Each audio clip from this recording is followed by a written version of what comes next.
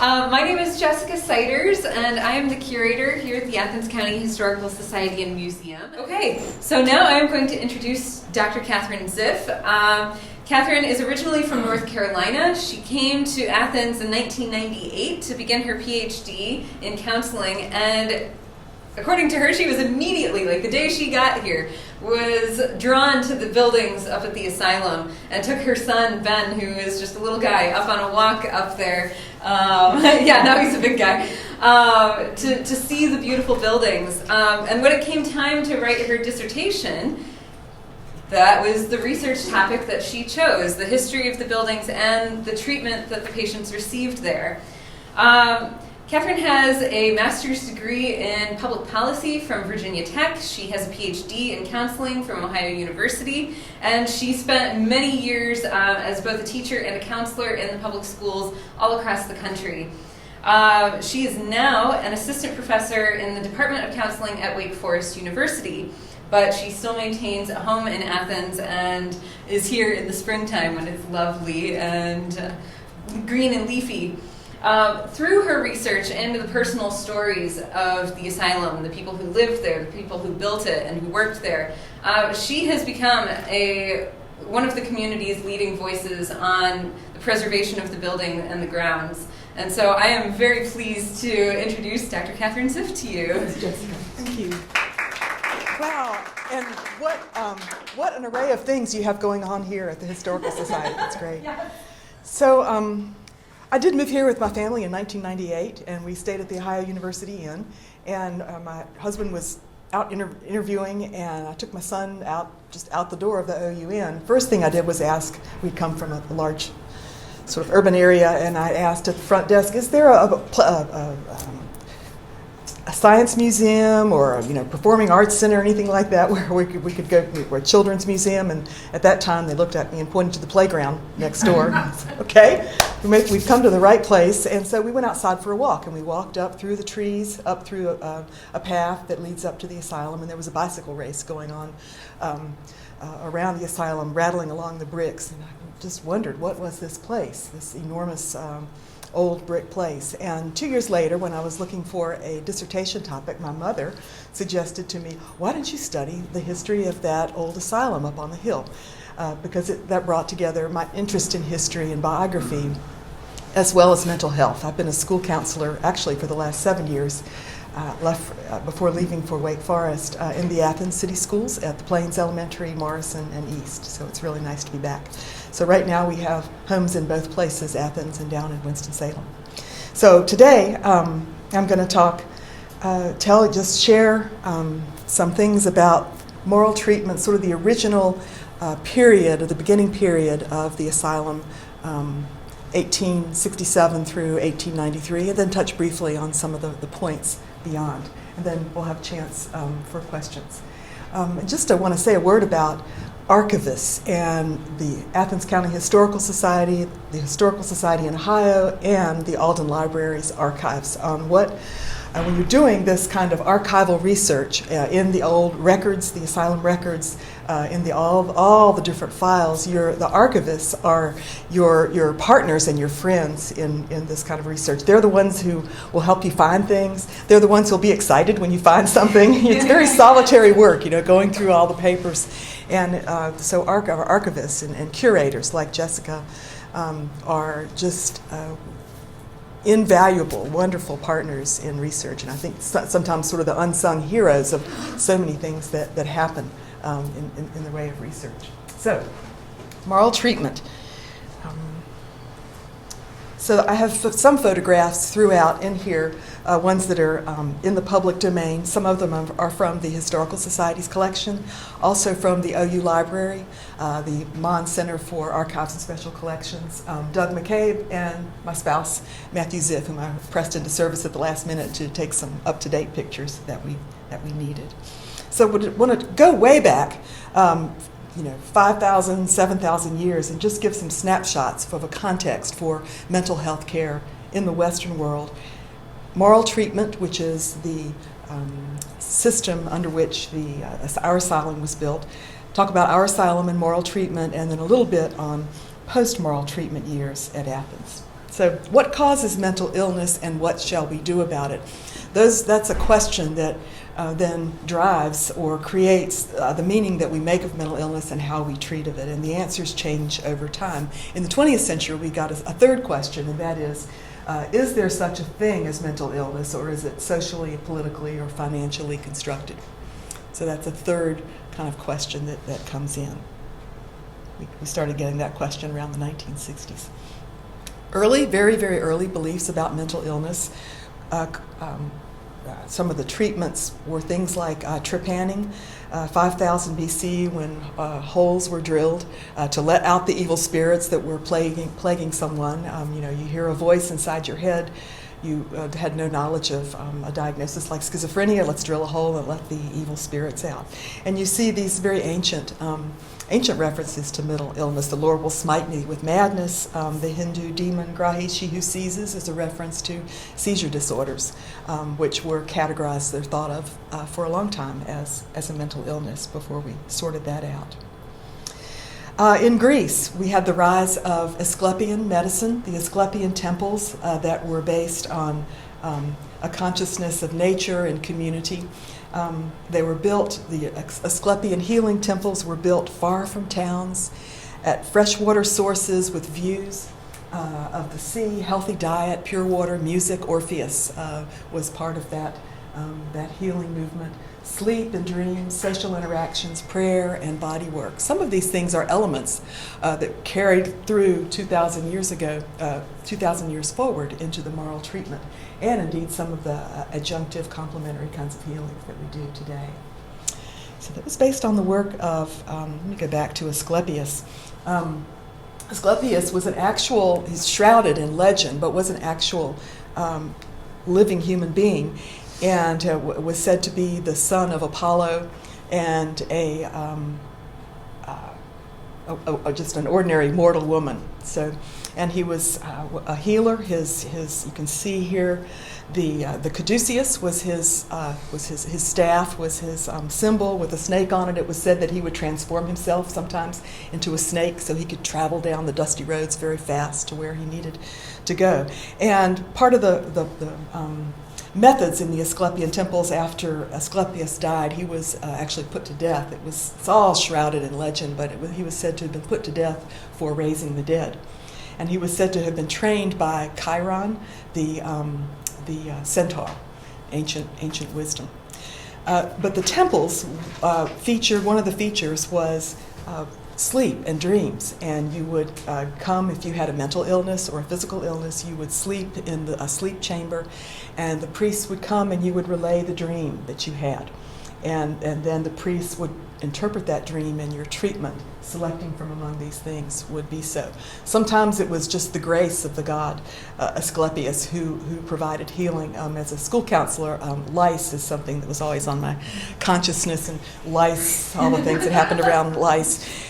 And there was an example there at the Edelsteins, were a couple who have studied Asclepius and documented in a couple of volumes their work, but there was an account of a man who was afflicted with lice, and he had a dream, and in it the god Asclepius came and swept him off with a special broom, and he woke up the next day lice-free. So that was one of the dream sort of divine intervention healings. So all these beautiful, interesting kinds of things. Then we had the Hippocratic tradition of medicine, which is based on the humours, the 4 humours that flow in the body.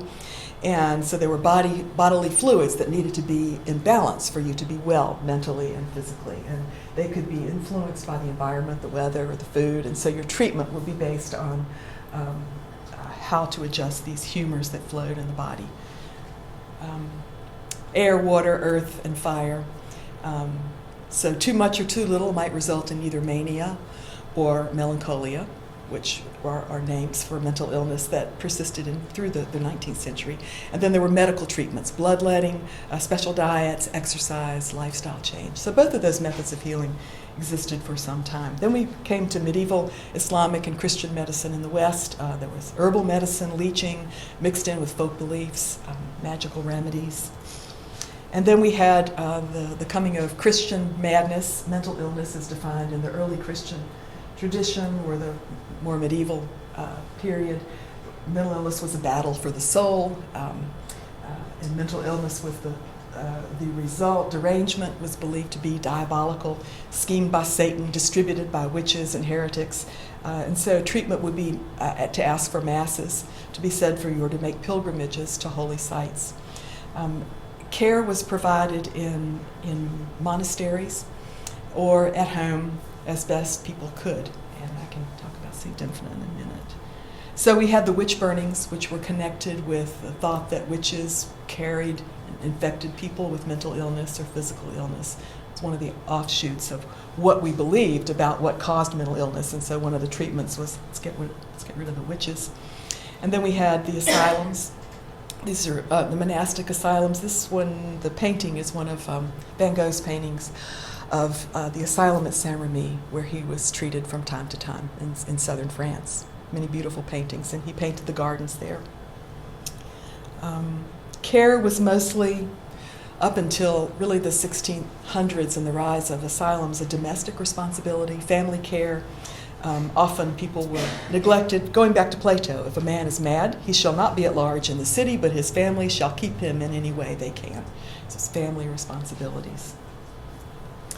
17th century, 1600s, we had the rise of psychology, psychological thinking, the rationalists, Descartes, the mind and body all connect in the brain, so we treat things in the brain. John Locke, mental illness is a fault in cognition. This was our early beginnings of cognitive behavioral psychology. So then we had the rise of, at that time, we had the rise of the asylums in Europe. The big, in Western Europe, vast, large assignments, paupers, petty criminals, homeless, and what were considered the insane were confined there, and custodial care was provided. There were early private asylums, and they were commercially profitable, and if you were affluent, you could buy some pretty good service and caretaking that was once provided in the home at a private asylum. The great public asylums, not such good conditions. Here's Bicêtre in Paris, Bethlehem in London were some of the very well-known, huge asylums. Treatment, restraints, chemical restraints, physical restraints, straitjackets, which were called the sleeves, were quite common, chains, bloodletting, purges, punishment, shocks. There was a treatment called the bath of surprise, in which someone would walk along the hallway in one of these early assignments. A trap door would open, boom, you'd fall into a pool of cold water. The idea would be to shock you into sanity. And public spectacles, people were put on display in cages, people with mental illness, and the public could come and pay, and you could be a spectator and watch. So I'm setting you up for moral treatment, which was a real contrast, which to these and this is how it went along. So the York Retreat in the very late 1700s is a Quaker tea merchant named William Tuke, and he had a friend who died in a public asylum, and he thought there's got to be a better way. So based upon some of the Quaker principles that he called moral treatment, but which meant at that time not so much rules, but humane treatment. So we would have, and this was the size of it, and it would be small, and it would be based on humane treatment. This is Mr. Tuke. And so at the same time he was doing his work, the same kind of small humane asylums were rising up or being established in France, in Italy, in Germany, all throughout Western Europe, and it was called moral treatment. There would be beautiful views of nature. There would be light. There would be an air, fresh air and sunlight for health. And there would be beautiful views of nature for your aesthetic treatment. There would be walks in the gardens and on the grounds. There would be regular meals. There would be entertainments that would be elevating. There would be concerts. And kindness rather than restraint and punishment. And one of the key things was to be the relationship that the asylum physicians would establish with individual patients. That's a precursor of Rogerian client-centered therapy that came about in the 1950s. Individual rooms, spacious corridors, high ceilings for good ventilation. So that was going on in Western Europe. This is a painting, this fabulous archive that's getting ready to go online of the British asylums. They don't have HIPAA rules that we have here. So there are going to be, I think, close to 1 million pieces of asylum records and artifacts that's going online very soon, mind-boggling. And so this is a painting by a patient, George Isaac Sidebattom. Mr. Sidebattom was a patient at the York Retreat, and this was what he painted of his view. So we come to America, and in colonial America and into the 19th century, mental health care was provided for by families. Also in jails, in what we called poorhouses, prisons, and then in some public asylums or private asylums. The first one was established in the 1700s in Williamsburg, actually. And then Thomas Kirkbride, who was the superintendent of the Pennsylvania Hospital for the Insane, codified moral treatment for American asylum attendants. And he went from state to state with Dorothea Dix, convincing state legislators to establish these Kirkbride institutions throughout the nation, one of which is our asylum here. We had a couple others in Ohio, and just about almost every state in the Union, some of which were not even states at the time, had a Kirkbride model asylum based on this moral treatment. If you go to kirkbridebuildings.com, wonderful website, it has photographs, documentation about all the Kirkbride buildings, hospitals in America, most of which do not physically exist anymore, but it's a great resource. So there we have the what was called, the asylum had 11 names, and this was its first, the Athens Lunatic Asylum. Was authorized in 1867, cornerstone in 1868, opened in 1874, and then came down from the hill, as we say, in 1993. And it was built with pretty strict adherence to this Kirkbride model of moral treatment. One of the last hospitals to be built under this model. That's a page number from the book, but it was the Kirkbride plan, which is the step-back building feature of the footprint of the building. Windows, high windows, a lot of ventilation, and if you notice when you go up there, the window grills are to disguise sort of the prison-like bars. They're made in the shape of mandalas by an ironworker in the Cincinnati area to just add a little more perhaps beauty. Staff lived all on site. The physicians are lived, and the superintendent on the second floor, which are occupied now by the Kennedy Art Studios and galleries. Local materials and craftsmen, if you know of Mechanicsburg, if you lived here you would know of Mechanicsburg, was said to be settled by the craftsmen, the stone workers, the tinners, the woodworkers who came, hundreds of them came to Athens to work on and build the asylum. It featured no restraint wards at that time, no wards for restraint. Fireproofing was a big consideration. There was a terrible fire at the Columbus Asylum. Patients died. The place burned to the ground, and so the fireproofing was very much part of the thought. The landscape was a big part of moral treatment. There should be a landscape that started at 300 acres and expanded to 1,000. Landscape gardener Herman Harlan from Cincinnati brought with him George Link, who was a gardener, to do all the work on grading and building and planting at the asylum here. Patient and town labor was used. You can read the accounts of how many townsmen from Athens came with their carts and their horses, and patients were drafted to work as well on the grounds. So there were gardens, orchards, pleasure grounds, the whole area that is now the Hockey River was a large park, really. And the farm operations to the back of the asylum by the 1950s were one of their featured purposes. And if you can read, just a phenomenal, stunning amount of food was produced there for the use of the patients. So this is the Athens, the plan for the Athens Asylum, the footprint of the building, and this is the classic Kirkbride plan. And so it was stepped back partly for ventilation purposes, but also the more well-behaved you were, and the more you conformed to the expected standards of behavior, the closer you could live to the central part of the building, which is where the staff lived. And let's see, women on this side, men on the other side, as you face the building. That's the Kennedy out front. Off the back was the kitchen, set back, I guess, in case there was a kitchen fire. It would take a while for it to, maybe they would put it out in time before it, moved to the main part of the building. Those last two drawings were never built.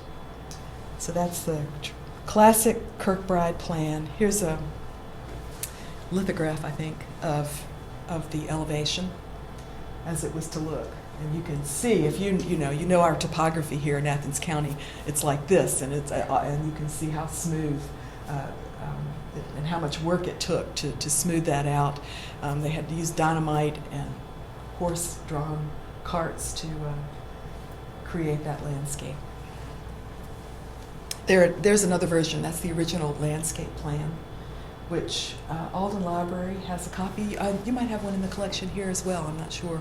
But there's, a copy of it. A copy, yeah. Yeah. It's about that big. So the lakes, feature the lakes, and where you see the lakes now, on there is where the river runs now. So you can see. It's all about landscape. And this was, when you look at this landscape, it was the era of Frederick Law Olmsted and the idea of bringing sort of taming the wilderness a little bit, but bringing the wild into everyday life. And there's a painting of him actually on the Biltmore. He did the landscape, the Biltmore Estates in the mountains in North Carolina. So this is, there was some sort of thought that Frederick Law Olmsted was actually part of the creation of the landscape plan, but I could never find documentation of that, although he was very involved in politics and was often in Cincinnati, where Herman Hayerland lived, so it's likely that they could have known each other. There's another photograph before the portico was added in 1894. Very, very early photograph. And a few pictures of the landscape as it appeared in 1894. This was for a book that was prepared for exhibition of photographs at the World's Columbian Exposition, 1893 in Chicago. And the asylum, the Historical Society has that volume, and the library does not. And so, very early in my research, we wanted to scan these pictures and have them in the work that I prepared, and also in the book. So, the Historical Society very kindly let me carry the book carefully up to Janet Carlton at the Alden Library, who scanned everything. It was really high density, and then I brought it back. So we now have the scanned. It's quite a collaboration. I think at that time the Historical Society didn't have the means to do that kind of scanning. So there was the path that led to town.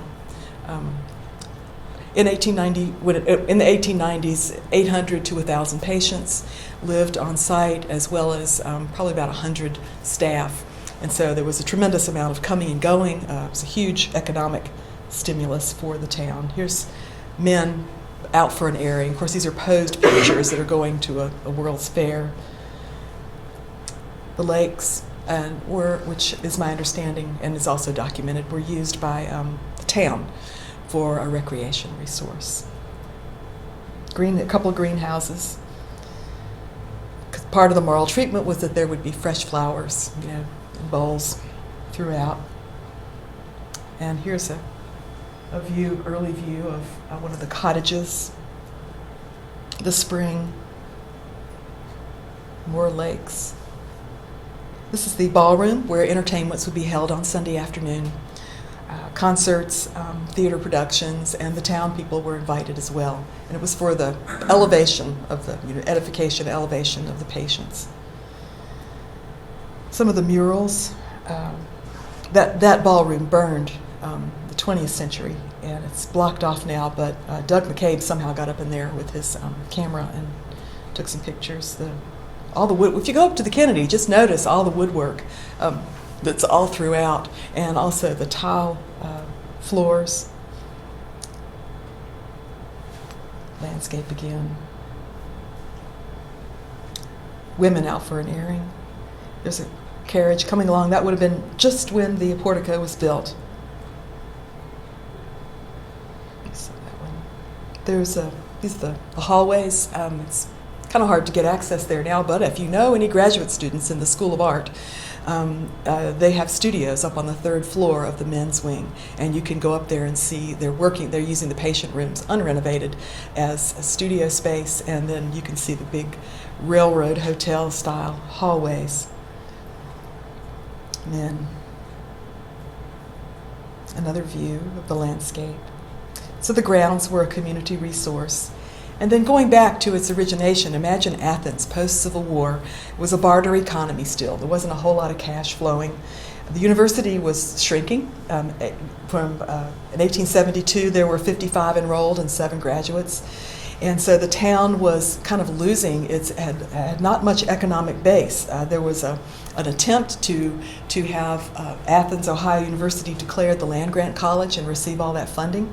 The president of OU was on that committee to make that decision, but what happened is Columbus received the land-grant college, and the president of Ohio University went to become the first president there in Columbus, and so we did not get that, and the streets were of mud, there was no telephone service, and so then the coming of the asylum was a really important, sort of psychologically, but it was an important economic boost to the town. Dr. Parker Johnson was, which you have a fabulous archive of his things here, was a Civil War physician from Athens. He was elected to the legislature. He lobbied, very astute politically, did all the right things, committees and so forth, to have the need documented for a 5th asylum in Ohio to serve the southeastern Ohio. And he very astutely got some Athens people on the committee to make the decision. There were 29 towns in southeastern Ohio who competed, and Athens went around and collected up money to buy the Coates Farm, which is the current site. You'll see Coates Run is the name of the creek that runs through there actually, and said, here, if you come here, we'll give you the land. And the state said okay, and so it was a very big do in 1867 when the cornerstone was laid and thousands of people came. The Masons were in charge then at that time for cornerstone laying and parades, so there were bands and churches, and it was a very big do. A lot of politics involved. It was the asylum brought a cash economy to Athens, brought jobs, brought a market for goods and services. Before they had the gardens there, everything they used, and all the clothes they wore, all the food they ate, if you could imagine feeding, preparing meals for 1,000 people every day, had to be obtained from Athens. And so Court Street blossomed as where there were stores. Many people sold their farm products, huge amounts of it, to the asylum. And when I've talked to some of the farmers at the farmers market who have been around for quite some time, and they kind of speculate that we have such a good farmers market because here we have a 150-year history of market gardening here in Ohio, which in Athens, Ohio, which began with providing all kinds of agriculture products to the asylum. Turkeys at Christmas and Thanksgiving, phenomenal amounts of milk and eggs, and anything you would want to eat. Much of it was provided right here in the community. There was a process called political reorganization in Ohio institutions, and so whenever the parties would change in Columbus, have a Republican governor and a superintendent who was Democratic and staff, they would all be put out and Republicans put in their place and vice versa. So it made for kind of a lot of good discontinuity, particularly when you're re-electing things every 2 years. And that finally ended in early on in the 20th century, but there was a lot of coming and going of staff. There was one asylum superintendent, A.B. Richardson, who went for almost 10 years in the 1880s. Very astute because he went Republicans, Democrats, he stayed. He was very well respected as a good administrator. One of the things so here's the asylum. You can see just right there, the Kirkbride plan tucked right in there. It's part of Athens. But that was part of the moral treatment. You didn't want to be in a town because it might be too dusty and dirty. You'd want to be out a little bit in the countryside where there'd be more fresh air and clean water.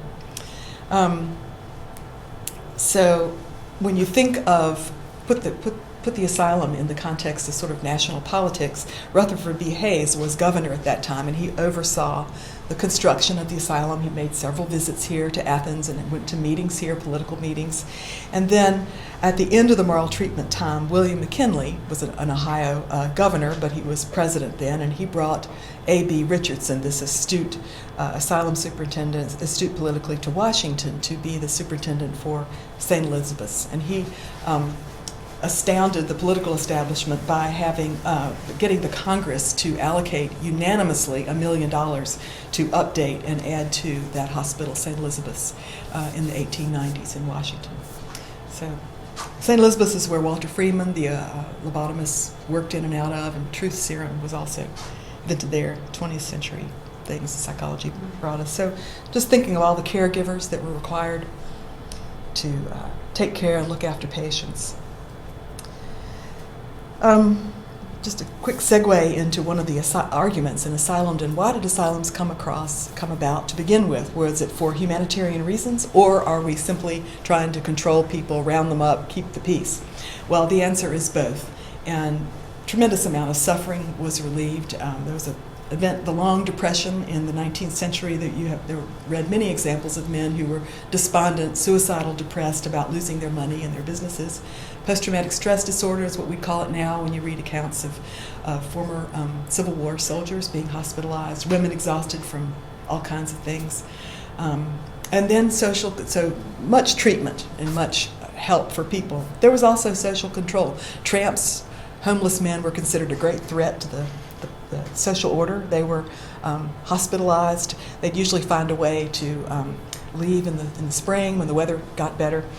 But there was I found an example of an Athens family whose daughter ended up in a brothel in Cincinnati, and they went and got her and brought her to the asylum because it was, they didn't know what else to do. And there was a coal miner who'd moved to Nelsonville from West Virginia, and he was hospitalized for trying to start a labor union. That was the reason. It's a preoccupation with the labor question. Otherwise, healthy in mind and body, but he was hospitalized because we had just had the strikes here in the Hocking Valley, major event, the fires of which are still burning, and he was so definitely social control. No patient's rights in the 19th century. You could be hospitalized on, this is a document from a de-identified, on the certificate of a physician, and on witnesses, and then the decision of a probate judge. Boom. And there were no patient's rights really until well into the 20th century.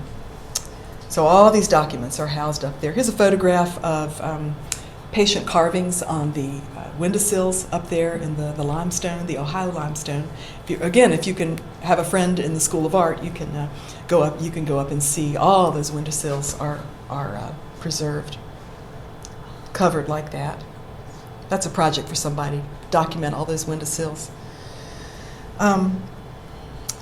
Families were integral part of the work of the asylum, and in the book, I found examples of families who tried many measures before they would hospitalize someone, all kinds of heroic kinds of things, and as a consequence, sometimes people were brought, at death's door. Became a place for the elderly with dementia. Few people were turned away. Asylum superintendents were under great pressure from probate judges, sheriffs, and families to accept whoever was brought. And so it was often community norms and probate judge decisions who determined who was admitted. A couple of innovations at Athens, here at our asylum in the 19th century.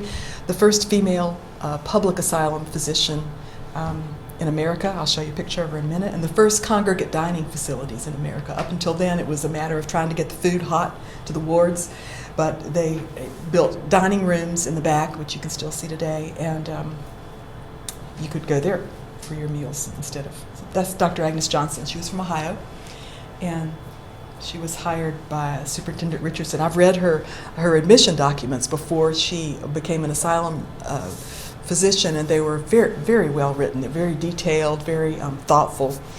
They would pass muster as a really good example of case notes today. So here's I think that's the male dining room, and then there was a female one as well. So one of the things, sort of speculated about is that Athenians learned how to take charge of things and shape what was then their village.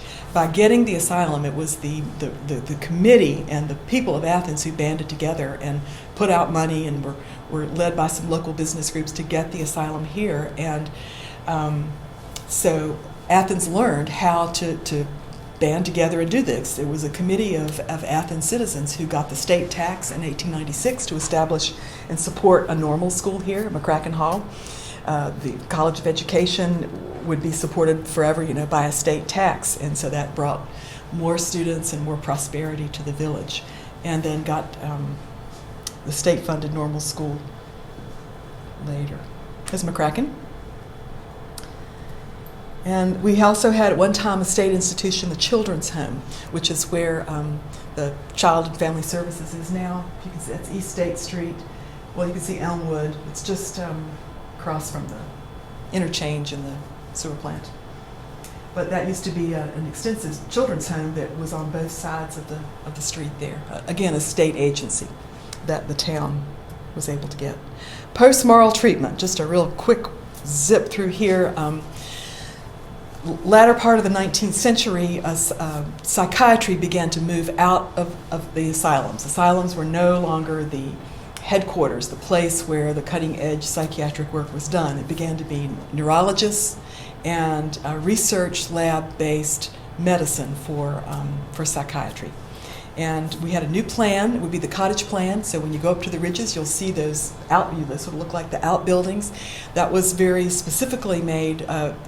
The asylum was so big, they said, let's make individual houses, and it'll be more of a home-like atmosphere, and dining and so forth right there. So that was the purpose behind that cottage plan. We had a nursing school established. It's class of 1912. I was there for a number of years, and you have a fabulous archive, Jessica, from that nursing school. Someone really needs to get in there and study that. People already have, but that's fabulous.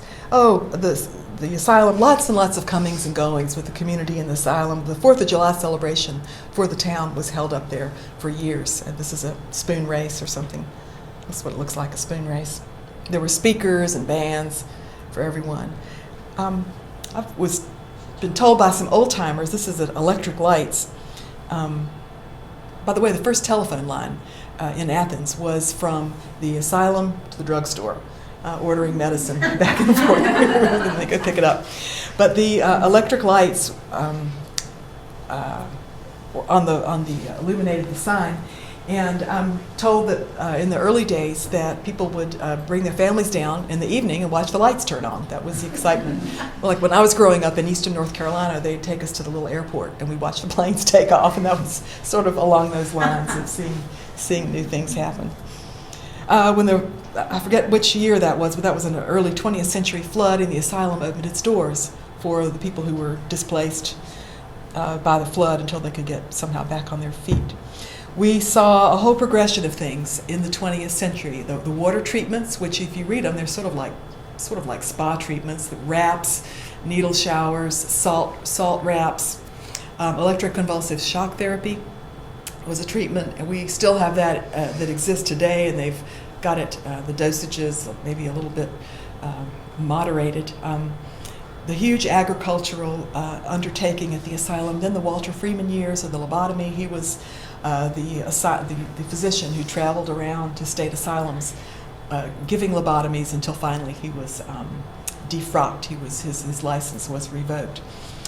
But in the book, I found accounts of how many times he had come, what it was like, and it was a grim procedure. Thorazine came to pass, so some of the symptoms were relieved for some patients. Then we have what we call milieu therapy treatment, which is sort of like moral treatment. Art therapy, or what we think of today as talk therapy. As we got into the 60s and 70s, those things were introduced. And what kept, I think, the asylum treatment at that time a little fresher than some of the other state asylums, it was very extensive interaction with Ohio University. The psychology department, there was an art therapy program at that time. Faculty would come up, there would be student internships, lots and lots of interaction with the university. Deinstitutionalization, the closing of the asylums throughout the nation, started in the 60s, ran through the 80s, and so same thing happened here. And our asylum came down from the hill, is what they call it, in 1993 to the new hospital across the river, which I think they may have created. It had 88 beds when built. I think it has a few more now at that hospital. Some of the legacy in our town, because of our mental health expertise that is built up in the community, just like the market gardening, we have our crisis intervention training, which is for law enforcement on how to, for law enforcement to be able to, how to work with someone that you're called to a scene and there's someone who's obviously mentally ill. How can you best support that person, instead of, doing something that would simply aggravate. So that's a nationally known program. We also have a really well thought of and comprehensive diversion program so that people are not automatically, if they have mental illness and they violated the law, they don't automatically go to jail. They're given to a diversion program, given access to that for treatment to try to be more curative. And then we also have Appalachian Behavioral Health Care, the new asylum, which serves a very large area here in southeastern Ohio. There it is. That's what it looks like today.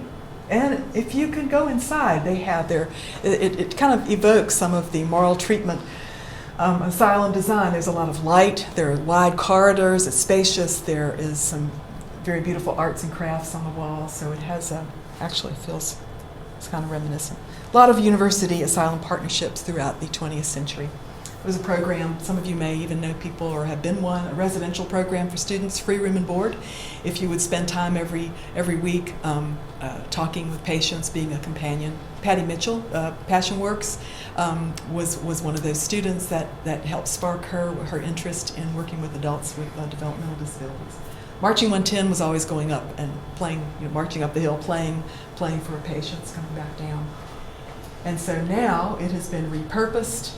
All these kinds of things are going on now, and now we're on the verge of who knows what's going to happen with a wonderful, very appropriate. You can talk about this, Jessica. Okay, yeah. The best ones to talk yes, about on what? Lynn is on the committee. Yes, very exciting things happening now. So you just hear some pictures of the landscape, which is a fabulous resource. Just the landscape itself, the forests, the old fields, some of the views. This is hard to come by these days. That's one of those beech tree that's over 200 years old in one of the forests. That's that old beech tree. That's cemetery number 3, just above the dairy barn. You can access it by steps, benches, nature walks. Oh, how good of a place is it to walk up there? If you go to the old cemetery, there's a stand there with maps that tell you where the walking routes are. That's one of the old cisterns that collected water for the gardening operation. It's just kind of what some of the grounds. It's a pawpaw, a lot of pawpaws up there if you're a pawpaw fan.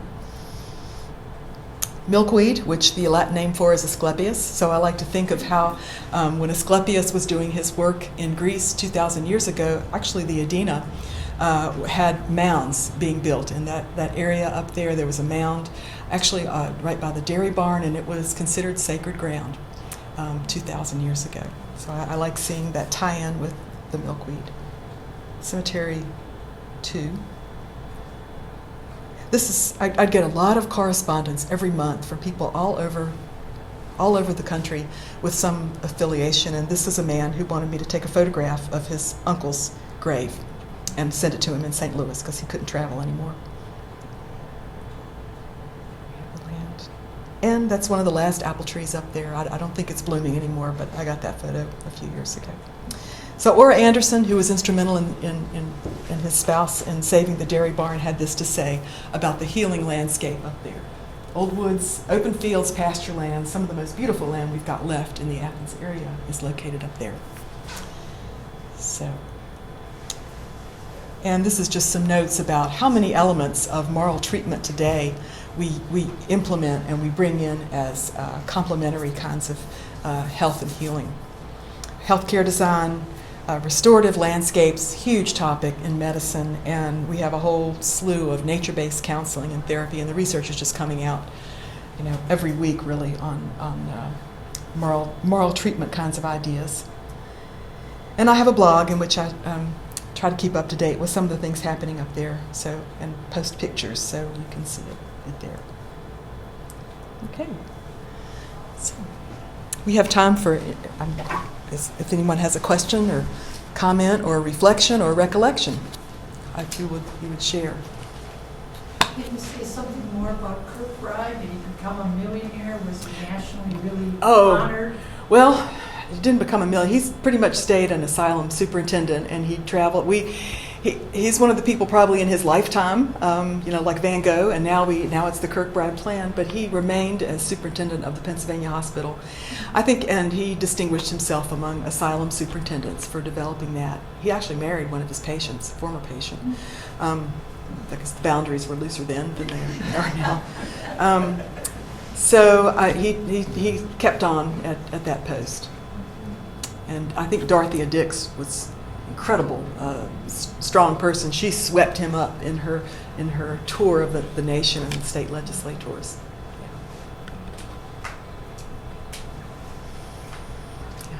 I know that the hospital was originally built for a little over 570 patients. Yeah. What was the maximum? I can never pull that number out of my hat, but it was somewhere close. Does anyone have it in their heads? It's more like 3,000. Yeah. That's what I thought. So it was crowded. And that would have been the 50s and early 60s. It was crowded. So along with that thought, do you think that was partly the reason for the abandonment of the moral treatment was because the numbers were so high, and then the shift in the medical society and how they... All these things converged, and the overcrowding you could hear. You could hear in the letters and the reports that the superintendents would write, we are too crowded, we're too crowded. Too many people are bringing us their elderly family members who we really have no cure for dementia, and they begin filling up. So crowded, and truthfully, moral treatment on its own was curative to someone who had an illness that was, for example, exacerbated by stress. But for some of our chronic, long-term, severe mental illnesses, schizophrenia, for example, just didn't quite fit the bill. So it wasn't a cure-all for everything. Anything strong enough to put more guidelines down to say this is not the type of patients that we're going to admit? I mean, it just kind of like the doors just kept opening. Yeah, the pressures to help and the pressures to serve the communities that were wanting to have patients admitted. Yeah, became overcrowded. And then when you think of the amount of funding that was available, when you think that the state funded these institutions that were free in the 19th century, it became expensive to maintain.